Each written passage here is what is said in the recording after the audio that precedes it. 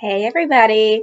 Today I'm going to take a little bit of a break from talking about my Amber Oak series, and I'm going to switch gears and talk about a book that I had written during a rather difficult time in my life where I was seeing a lot of injustice. I was starting to see the world around me, and I was starting to experience people not being treated right, and it bothered me, but with the situations that I'd seen, I really couldn't get involved in it.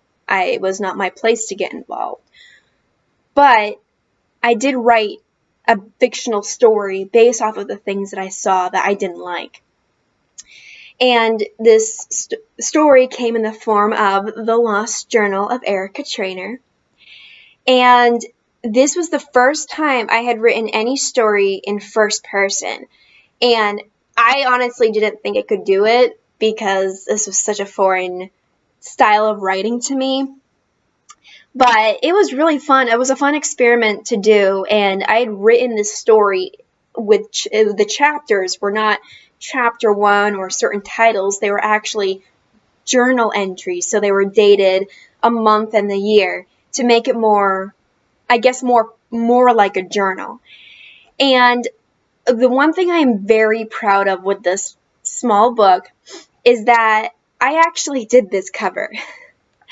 I had taken all these different objects and I brought them up into my attic, and it took a week to do this because I had used different cameras. I had a professional camera, I had a cell phone, I had a small digital camera that I used too, and I remember waking up at a certain time of the day just for the lighting, because this is all done through sunlight, through natural lighting.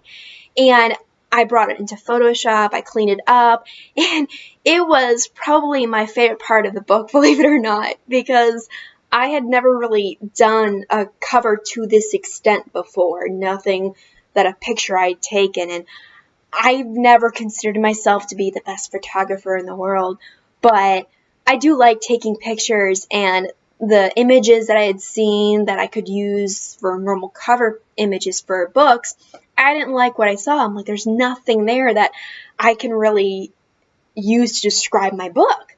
So I'm like, you know what, let's just make something. I'm just going to make something that best describes it. And I even did the back of the book where you just see the description here. This was actually my grandmother, one of her journals, and I'm like, how perfect would that be to have a journal on the back cover of a story about a journal? So I thought that was really neat. And again, I had to play a lot with sunlight. I don't even know how many images I had taken, pictures I had taken to get this just right.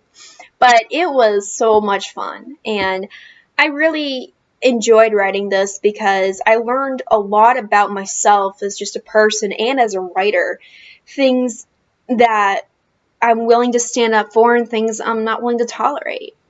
And so I feel like through this experience, I really found my voice. And so I'm really proud of where it went and what came of it.